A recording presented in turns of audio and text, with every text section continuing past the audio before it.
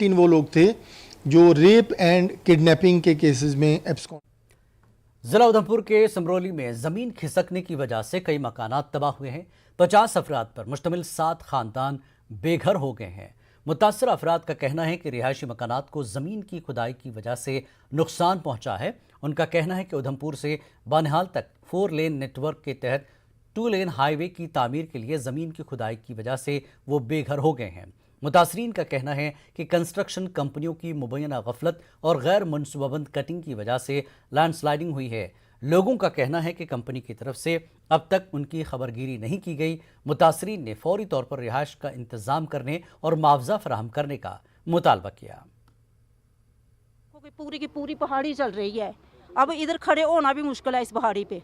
अब हम DC madam से यही रिक्वेस्ट करते हैं कि कम से कम इधर आए, एक बार विजिट तो करें, कम से कम देखें, मौके की पोजीशन तो देखें कि ये फैमिलियाँ किस हाल में हैं, छोटे छोटे बच्चे किस हाल में हैं। जे मकान ऐसे थोड़ी बनता है, बड़ी मुश्किल से बनाया गया है। जो पूरी उम्र भर की रोज पूरी उन्होंने पेड़ काट काट कर बनाया ये मकान, ऐसे थोड़े बनते हैं मकान।